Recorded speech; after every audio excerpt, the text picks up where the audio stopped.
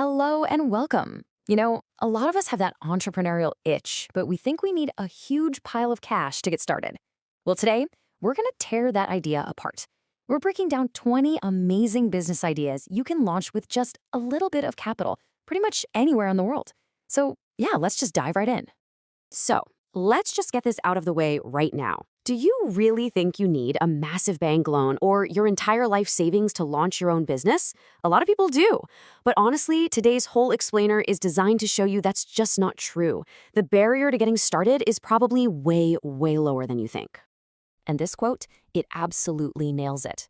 See, it's not really about how much money you throw at something, it's about how well you solve someone's problem. True success comes from finding a need that a lot of people have, a need for convenience or for a specific skill or a certain product, and then just being the person who offers a solution they can count on. That's the bedrock for everything we're about to talk about. Okay, let's kick things off with our first category. This is for the digital entrepreneur, where your entire office is basically the internet. This whole area has completely changed the game, especially in the gig economy.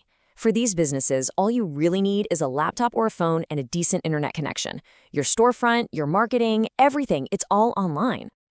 And what's so cool here is just how many different paths you can take. You could get into online reselling, finding awesome products and flipping them on social media. Or, hey, if you've got skills in writing or design, you could start freelancing. There's a huge global market for that stuff. If you're an expert in something, anything, online tutoring is booming.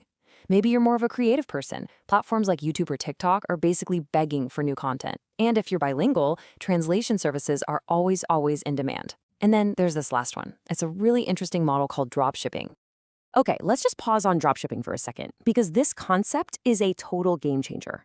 Imagine this. You're running an online store, but you never actually have to see or touch the inventory.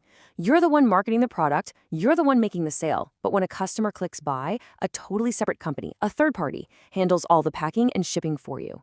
You basically become the marketing brain of the operation, which means your startup costs are incredibly low. All right, let's move on to our second category. This one is all about getting your hands dirty, so to speak, and helping people directly in your own community. It's funny, in this super digital age we live in, the demand for real person-to-person services is actually going up. These are classic businesses built on trust. And the demand for these services is just universal. I mean, think about it. Houses and offices will always need to be cleaned. People are always busy and need help with laundry or someone to walk their dog.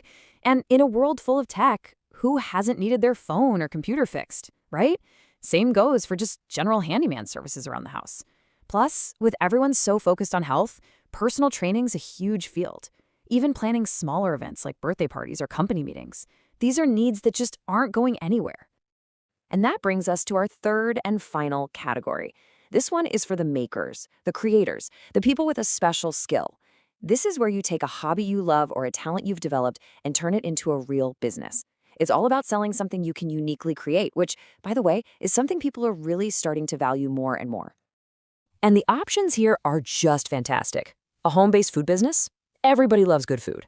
Hairdressing or barbering can build an incredibly loyal customer base that comes back again and again. Got a good eye? Photography and videography are always needed for events. You can sell your handmade crafts online. You could even get into small-scale urban farming. That's becoming a thing. And of course, there are always practical services, like printing or the simple but super high-demand business of selling phone accessories. So when you step back and look at all 20 of these ideas, what do they all have in common? Well, this slide sums it up perfectly. They all share a really low startup risk because you're not dumping a fortune into them from day one. They have huge potential for growth. You can start small and then scale up as you go. The business models are super flexible, letting you work online, offline, or maybe a little bit of both.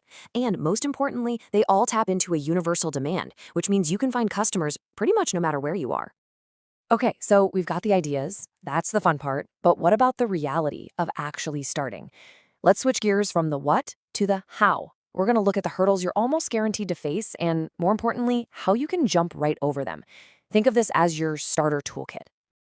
This chart lays it all out so clearly. So, first challenge, you have limited capital. What do? The answer is simple. You start small.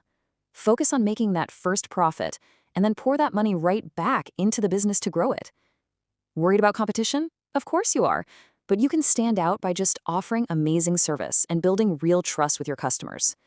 That personal touch is something the big guys just can't copy. And what if you feel like you don't have enough experience?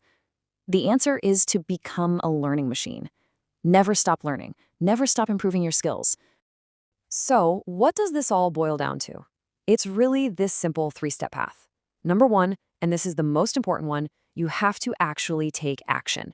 An idea is just an idea until you do something about it. Number two, learn from what happens, from the wins and the mistakes. And number three, always be ready to adapt. Listen to the market, listen to your customers, and be willing to change. And that brings us right to the end. We've gone through 20 different ideas, we've looked at why they work, and we've talked about how to handle those first few challenges. So now it really just comes down to one simple but really powerful question for you. Out of everything we've talked about today, what's your first step going to be?